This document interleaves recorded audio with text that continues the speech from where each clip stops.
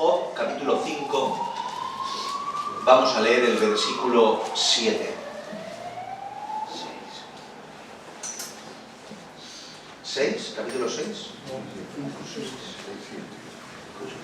No, 5, sí, 5, 6, 7, sí. Versículo 6 y versículo 7. Dice la palabra del Señor así. Job, capítulo 5, versículos 6 y 7. ¿Lo tenemos? Amén.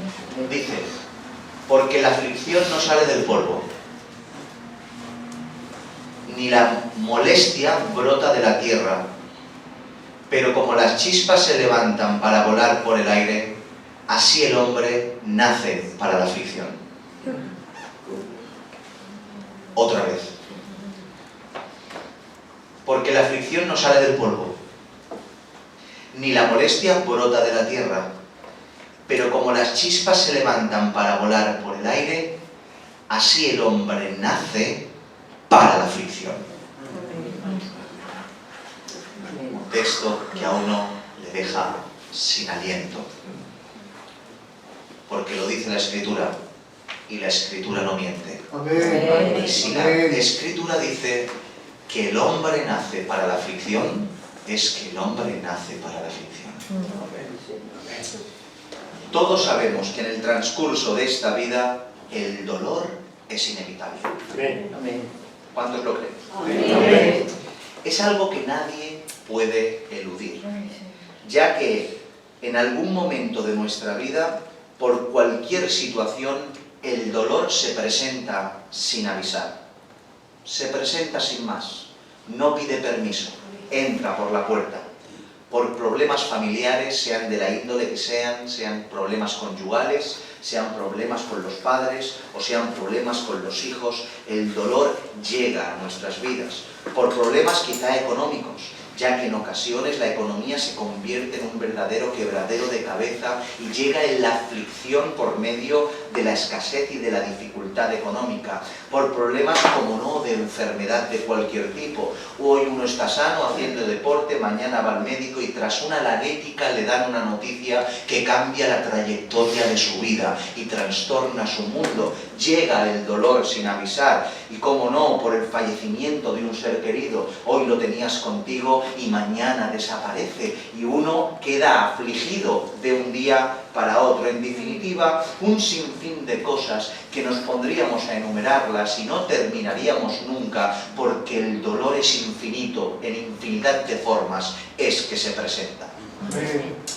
En ocasiones y en ciertos sectores que se hacen llamar cristianos, venden la falsa idea de que dichos problemas que hemos mencionado solo son padecidos por aquellos que no tienen a Dios. Y por tanto los cristianos, dicen ellos, erróneamente, están exentos de estos sufrimientos, están exentos de estos problemas, porque según ellos somos hijos del reino y los hijos del reino ninguna aflicción deben tener porque son hijos del rey. Pero nada más lejos de la verdad. Es una absoluta mentira. Podemos ver a lo largo y ancho de las Escrituras a hombres de Dios, de los pies a la cabeza, que dieron absolutamente sus vidas para Él y para su obra, y aún así sufrieron todo tipo de padecimientos y aflicciones. Comenzando desde Noé, pasando por Abraham, llegando a reyes como David y hasta los mismos apóstoles. Todos y cada uno de ellos sufrieron penurias en la carne, en lo físico y en consecuencias de todo tipo. ¿O no es así? Amén. Quien haya leído un poco la Biblia se habrá dado cuenta de esta verdad. Pero no solo la historia bíblica nos muestra esta verdad, sino la historia de nuestro cristianismo después de que vino Jesucristo, todos estos siglos que llevamos delante, incluso antes en el pueblo de Israel, podemos ver a lo largo de la historia cómo nos muestra precisamente que el cristiano ha estado siempre lleno, colmado de padecimientos.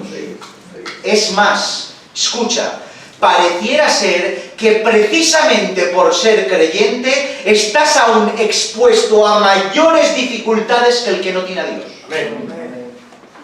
O sea, no es solo que no tengamos las mismas dificultades y el mismo dolor, sino que pareciera ser que por el hecho de haber dicho sí a Cristo, aún padecemos más. Amén, amén. Porque no solo no estamos exentos de los padecimientos que vienen a consecuencia de las repercusiones del pecado a nivel moral, no solo no estamos exentos de los padecimientos en consecuencias del pecado a nivel físico por causa de enfermedad y muerte, sino que también estamos expuestos a la suma de los padecimientos por causa del Evangelio. Así es, amén. Porque no solo padezco en la carne físicamente, por causa de las enfermedades y por causa de las diferentes dificultades, sino que la verdad genera en nosotros una aflicción que el impío no tiene. Amén. Porque simplemente no tiene la verdad. ¿Entienden esto? Amén. Por tanto, todos los seres humanos, y sobre todo los cristianos, estamos expuestos a que este dolor nos visite más habitualmente de lo que desearíamos. ¿Hasta aquí estáis de acuerdo conmigo? Amén. Ahora bien, nosotros los cristianos, los que hemos dicho sí a Cristo, entendemos por las Escrituras que nada es porque sí. Entendemos por las Escrituras que nada es porque sí. En otras palabras, las Escrituras nos enseñan que no hay casualidades y que todo tiene un porqué y todo tiene un propósito como creyentes. Y el dolor no es una excepción. Todo tiene un propósito y el dolor tiene un propósito. No es una excepción. Y precisamente esa es la gran diferencia entre cristianos e inconversos. Mientras que para el impío el dolor solo es la consecuencia de su pecado y la aplicación del justo castigo de Dios, para el cristiano, para aquel que es suyo, tiene además el propósito de la perfección. Yo hubiera dicho amén. El dolor para el creyente tiene el propósito de perfeccionarle. Si hay un texto que representa de una manera absoluta esto que estamos hablando, es el que encontramos, como no, en la carta de Romanos, capítulo 8, verso 28 en adelante. Todos lo conocen, pero yo lo leo de nuevo. Dice: y sabemos que a los que aman a Dios, todas las cosas le ayudan a bien. Esto es, a los que conforme a su propósito son llamados, porque a los que antes conoció, también los predestinó para que fuesen hechos conforme a la imagen de su Hijo, para que Él sea el primogénito entre muchos hermanos. Amén. Amén. Mucho se ha hablado de este texto. Es una de esas porciones de las Escrituras que se utilizan de continuo, ya que recordarlo y exponerlo en diferentes contextos de angustia es de gran consolación para esas personas que están pasando por dificultades. ¿Quién no ha utilizado este texto? ¿O quién no se lo ha aplicado a su vida? Todo lo que acontece al creyente, al cristiano, es para bien, a los que aman a Dios. Pero tenemos, mis hermanos, y permítanme que me pare un segundo, tenemos que reconocer que esto es algo difícil de entender. Seamos sinceros. Esto es algo difícil de entender. Ya que, ¿cómo podemos decir que el dolor, que los problemas, que las dificultades sean para bien? ¿Cómo? ¿Cómo una persona en su sano juicio cabal puede decir que algo malo es bueno? ¿O que algo malo me es para bien? ¿Cómo puede ser? ¿Cómo podemos decir que el fallecimiento de un padre es para bien? Hoy tengo a mi padre conmigo, mañana no está y decimos que es para bien. ¿Cómo podemos decir que una enfermedad es para bien? ¿Cómo podemos decir que cosas semejantes a estas sean para bien? Mis hermanos, como hemos dicho, cuando estas cosas llegan a nuestras vidas, es como un impacto que trastorna nuestro mundo, ¿o no? Y por momentos pareciera ser que el alma se te va del cuerpo por causa del dolor. Es tan grande el dolor que te secan las lágrimas hasta por dentro. Es por eso que no solo tenemos que repetirnos de continuo como un mantra que todo es para bien, sino que debemos entender qué es lo que significa para poder darle sentido a esta verdad tan aparente contradictoria. Tan aparentemente contradictoria. Tenemos que entender qué significa esto para darle sentido a esto que en realidad surge. ¿Cómo puede lo malo ser para bien para mi vida? Y lo primero que tenemos que entender es que esto es algo solo para cristianos. Amén. ¿Otra vez? Esto es solo para creyentes. ¿Sí? La Biblia es para creyentes, ¿o no? La Biblia, esto es para cristianos, si no es imposible. Y notemos cómo el texto nos deja claro que este principio es evidente. Por un lado dice, aquellos que aman a Dios. ¿Y quién son los que aman a Dios? El mundo aborrece a Dios. El mundo odia a Dios. Por mucho que digan, creo en una existencia soberana por encima, o por encima de todo, tengo ciertos principios. El mundo aborrece a Dios. Los que aman a Dios son aquellos que han recibido el amor de Dios primero. Amén. Por tanto, está apuntando a los hijos de Dios. Y por otro lado nos dice claramente que estos son aquellos que a todos los que les ayudan a bien, aquellos que conforme su propósito son llamados. Aquellos que predestinó, que escogió, que santificó. Por tanto, es para creyentes. De ahí cuando usamos este texto, mis hermanos, para creyentes, de una forma imprudentemente, aplicándole a aquellos que no tienen verdaderamente a Dios, Amén. es un disparate. Amén. Es un sinsentido que no sirve para nada. Será siempre rechazado con enfado. Cuando a una persona que no tiene a Dios le dices que su mal es para bien. Pero si no te... ¿Qué me dices? ¿Qué me cuentas? Estoy enterrando a un hijo. ¿Cómo que es para bien? ¿Me siguen?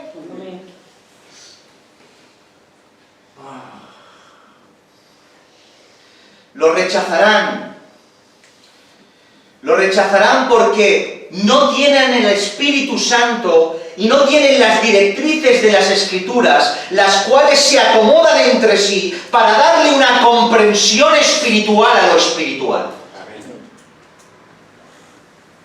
O como mínimo, si no lo rechazan enfadados, no entenderán absolutamente nada de lo que les estás diciendo. ¿Entendéis esto? Por tanto, una vez hemos entendido que esto es solo para creyentes y no para inconversos, debemos entender a qué se refiere para nosotros los creyentes que todo es para bien. ¿Vale? Somos creyentes. ¿Qué significa? Todo es para bien. Por un lado diremos que cuando dice todo, es todo. Amén.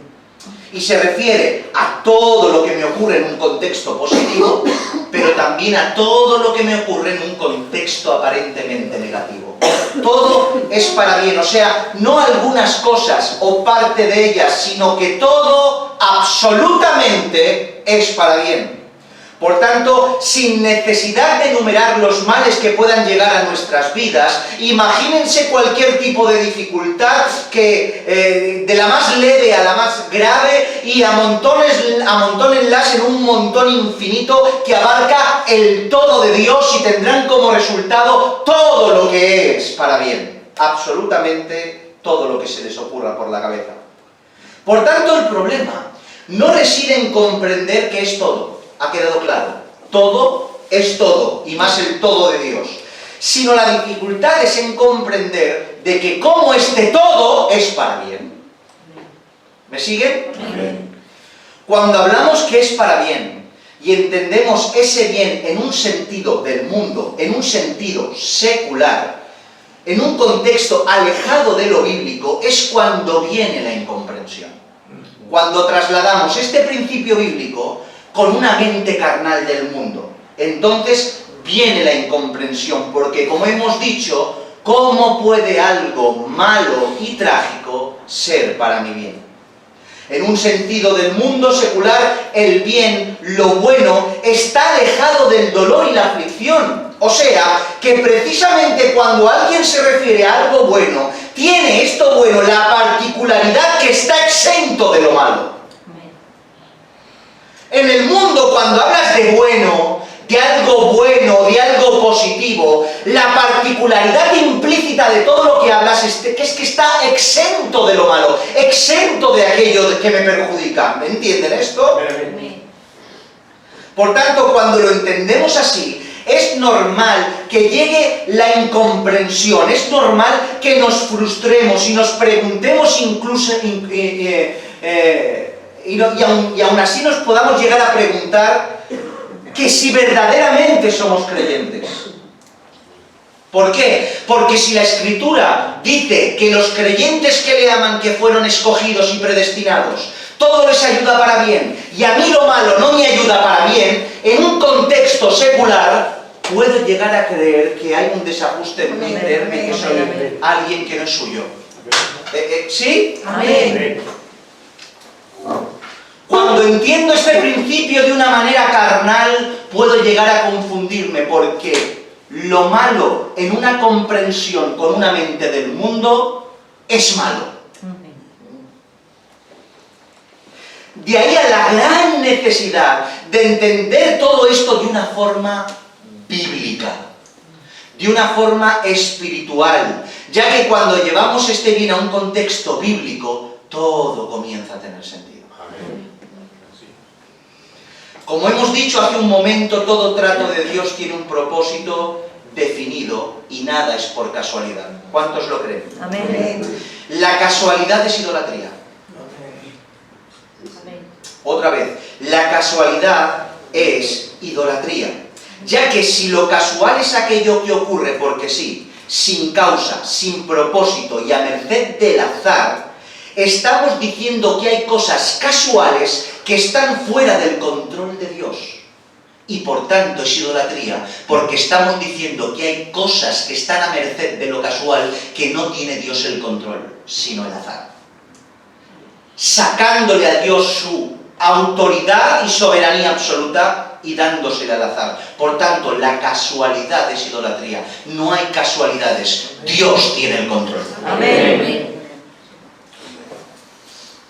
Por tanto, no hay nada casual, sino que todo trato de Dios, incluido el que viene por medio del dolor, no está al margen de su perfecta voluntad y son necesarios y tienen propósito. Precisamente si nos detenemos a observar atentamente esta porción de Romanos en las Escrituras, nos daremos cuenta de lo que estamos hablando en cuanto a todo esto, ya que el propósito está perfectamente definido aquí. Nada es casual, el mal que nos viene no es casual, está en control de Dios y tiene un propósito. Y este propósito está expresado si leemos detenidamente el texto de Romanos 8. Y sabemos que los que aman a Dios, todas las cosas le ayudan a bien, esto es a los que conforme a su propósito son llamados, porque a los que antes conoció, también los predestinó, y escuchen, para que fuesen hechos conforme a la imagen de su Hijo. Otra vez, para propósito, que fuesen hechos conforme a la imagen de su Hijo, para que Él sea el primogénito entre muchos hermanos. Podemos ver claramente cómo el propósito de la aflicción es para nuestra perfección, para que cada uno de nosotros seamos conformados paulatinamente y en progresión a la imagen del Cordero. Amén.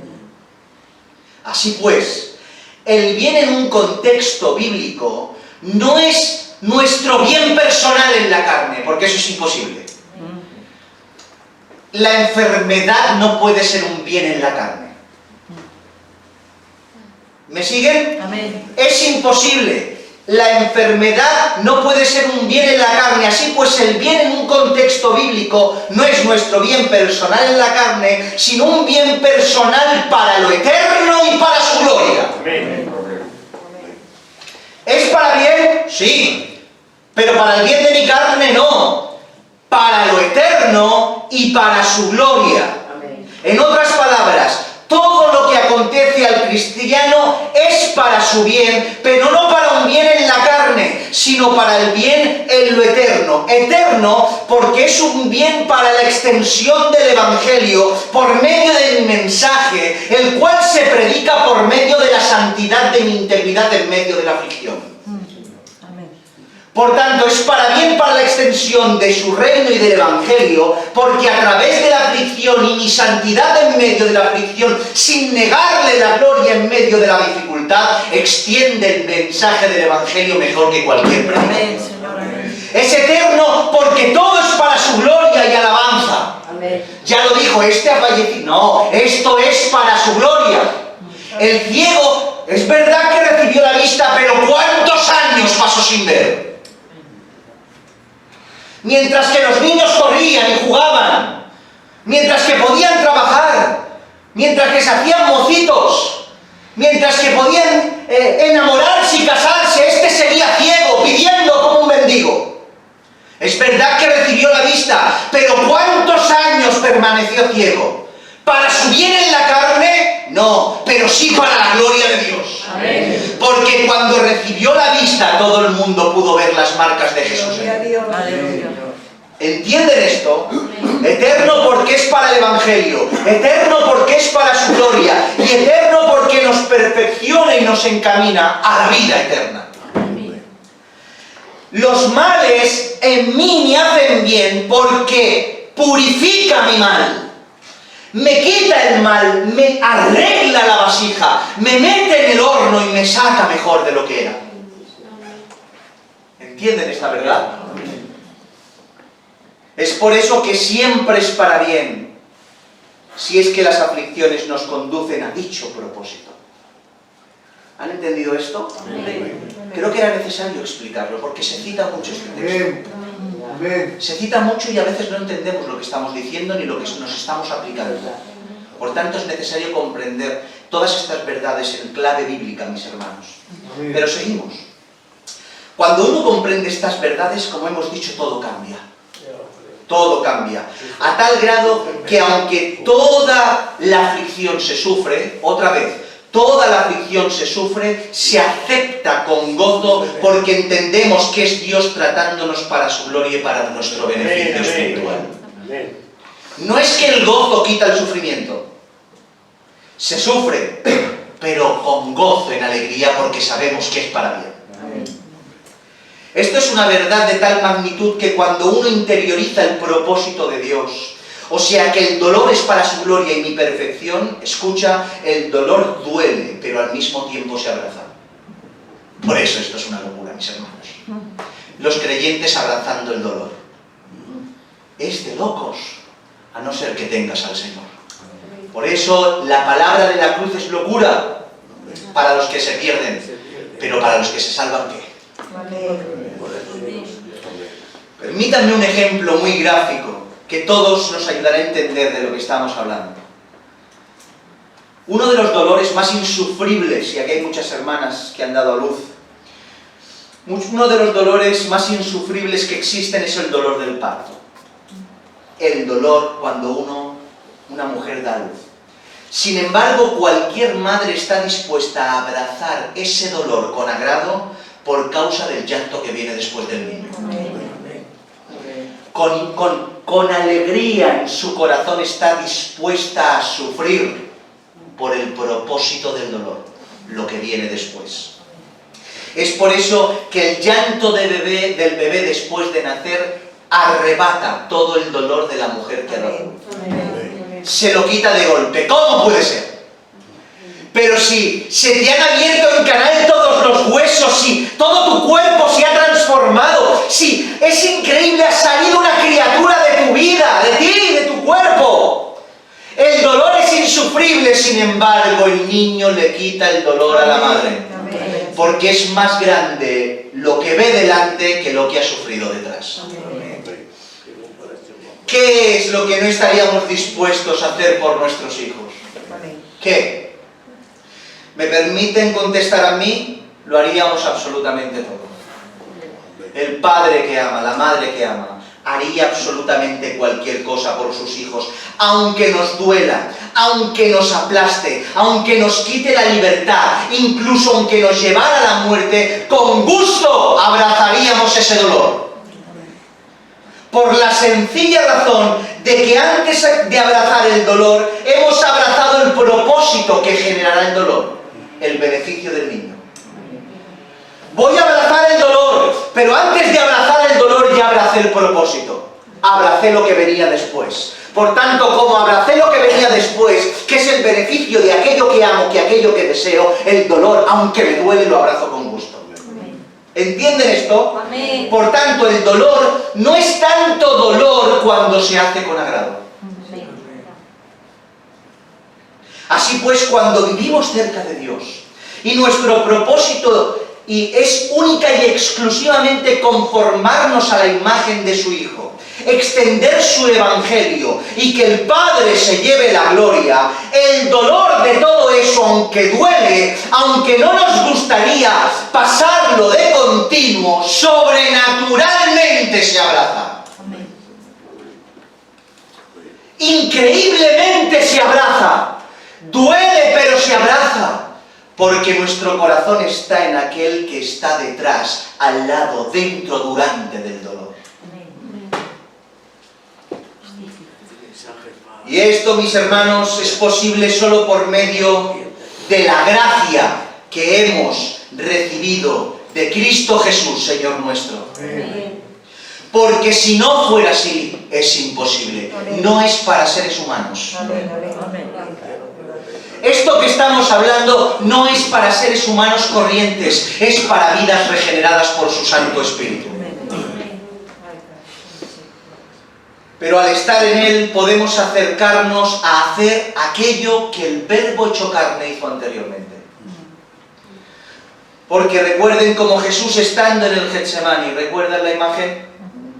Y viendo las aflicciones que llegaban en su vida en cuanto a la copa que tenía que beber, que no era tanto los padecimientos en la carne, sino que su Padre Celestial tuviera que mirar hacia otro lado y cargar sobre él y morir como un malhechor con todos los pecados pasados, presentes y futuros de toda la humanidad. Cuando vio eso de cerca, era la copa que estaba orando al Padre que pasara. Oró al Padre pidiendo que pasara su copa, pero inmediatamente hizo más énfasis en hágase tu voluntad que no en la copa en sí. Por tanto, Jesús voluntariamente abrazó el dolor por causa del beneficio que tenía delante. Y es por eso que leemos en Hebreos capítulo 12, versículo 2, puestos los ojos en Jesús, el autor y consumador de la fe, el cual, por el gozo puesto delante de él, sufrió la cruz, menospreciando lo propio y se sentó a la diestra de la majestad de Dios. Fíjate cuántas veces decimos de poner los ojos en Jesús y utilizamos este texto, y este texto está en un contexto que te dice, mira a Jesús cómo abrazó la cruz por causa del gozo. O sea, menospreció el oprobio por lo que iba después. Por tanto, cuando dices tenemos que poner la vista en Jesús, estás diciendo sé como Él, y estás diciendo abraza el dolor a pesar de las consecuencias por el gozo que hay detrás. Amén. ¿Entienden todo esto?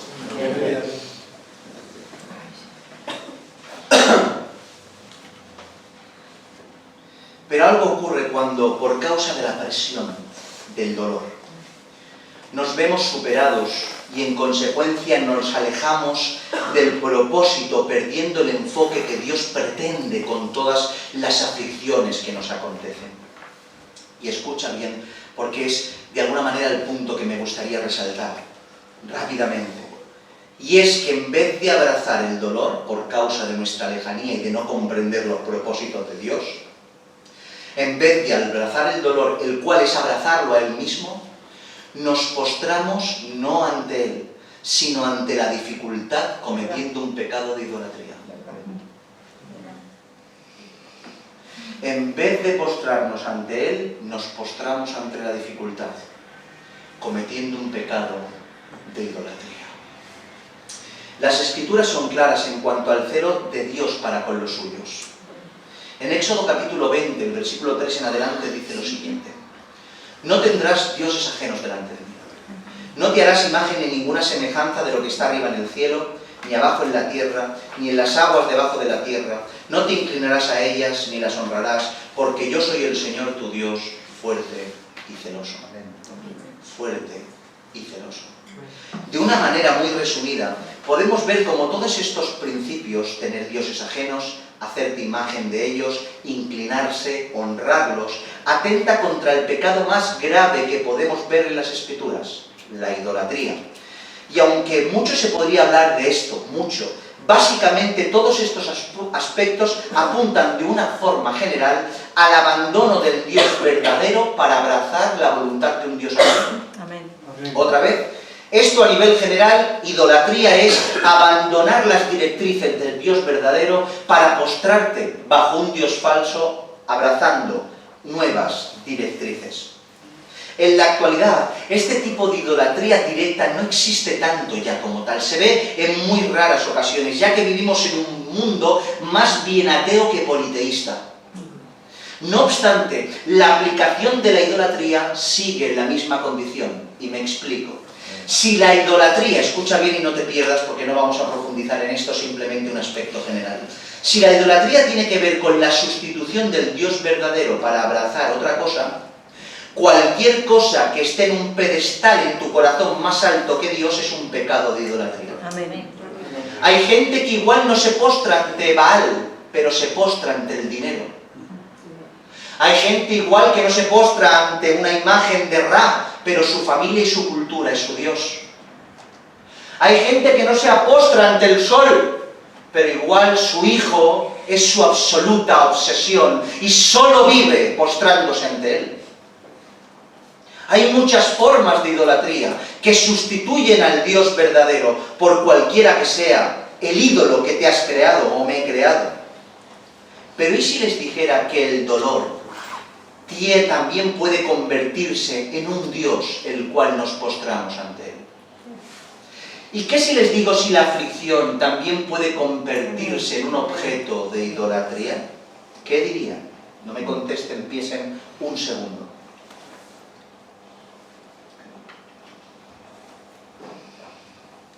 Mis hermanos ya me conocen. Para nada tomaría a la ligera nada de esto, ya que las aflicciones, cuando son graves y prolongadas, es imposible que de alguna manera no altere nuestra vida. Es imposible, mis hermanos. No estamos frivolizando con esto.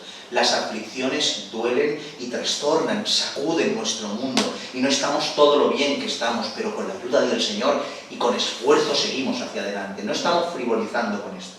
Pero dicho esto, no podemos ignorar que en ocasiones tanto dolor nos supera y en vez del dolor y la aflicción ser una herramienta que Dios utiliza para su propósito, se convierte en el ídolo que monopoliza cada uno de nuestros días.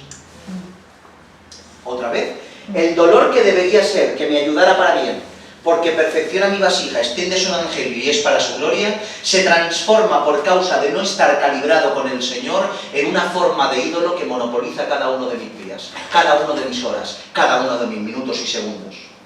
Nos levantamos con el dolor y nuestros problemas en nuestros pensamientos. Es lo primero que viene cuando nos levantamos y es lo primero que está cuando nos acostamos y en nuestros sueños y está de continuo en nuestra mente. Sin darnos cuenta, nuestras conversaciones se mutan y pasan de ensalzar a Dios, ensalzar el Evangelio, hablar de la doctrina y de la santidad, a cada vez enfatizar tu problema, tu dolor, tu situación, lo mal que lo estás pasando. Y no estoy diciendo que una tarde con un hermano, un café, una oración, le compartas tu dolor, lloréis juntos y oréis al Señor. Para nada es ilícito eso, hay licencia de Dios para eso. Pero cuando esa conversación monopoliza todo tu existir, por la mañana conversación de dolor, por la tarde conversación de dolor, por la noche conversación de problema, al mediodía conversación, WhatsApp, si estoy mal, todo mal, monopoliza tu vocabulario, monopoliza nuestro día.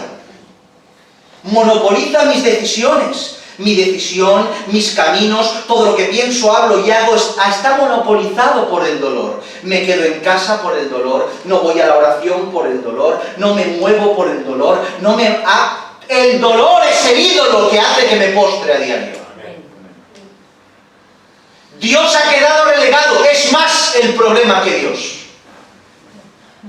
Es más el sufrimiento que el propio Dios. Porque si el dolor ha sustituido en todo lo que pienso, en todo lo que hablo, en todo lo que digo y en cada decisión que tomo, díganme ustedes si no es un ídolo que ha sustituido al Dios verdadero. Amén. Creo en Dios, pero el dolor toma las decisiones por mí. Amo a Dios, pero el dolor es el que está en mi mente. Quiero predicar a Cristo, pero solo hablo de mi problema.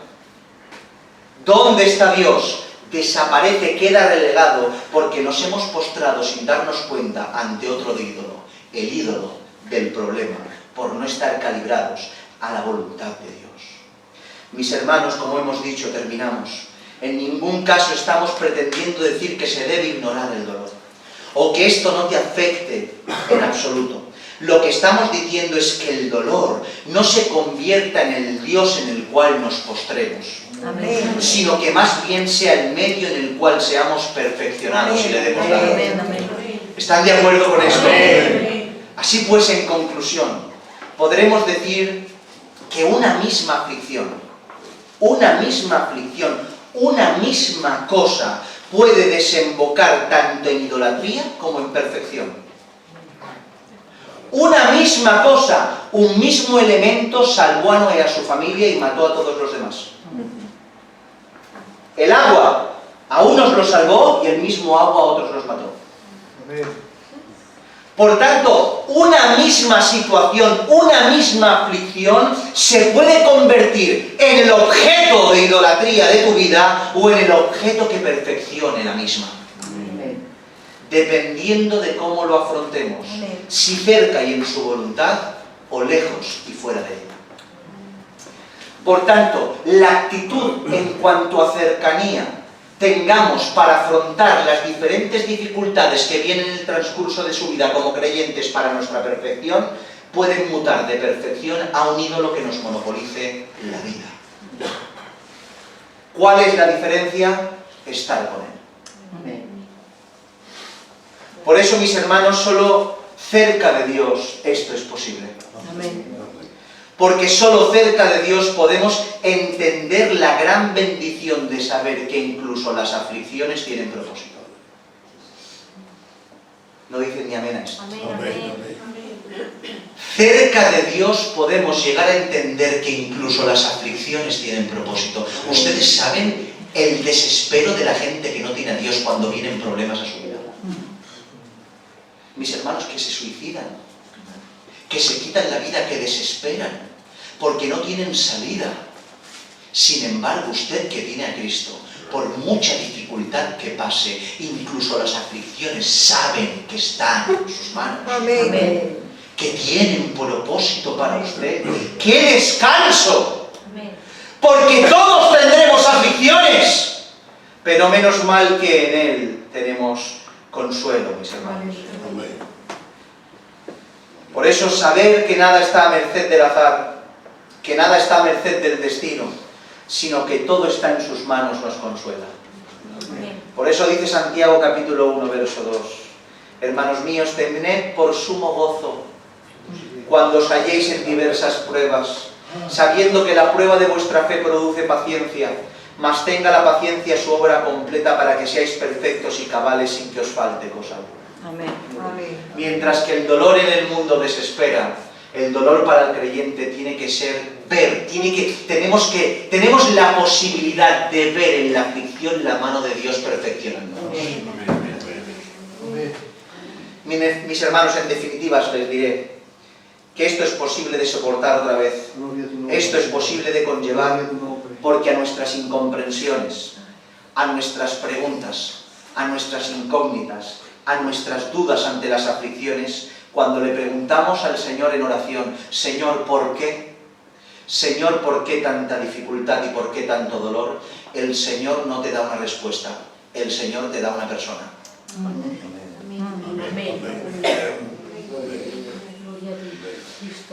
En nuestra habitación le preguntamos: Señor, ¿por qué tanto dolor? ¿Por qué tanta aflicción?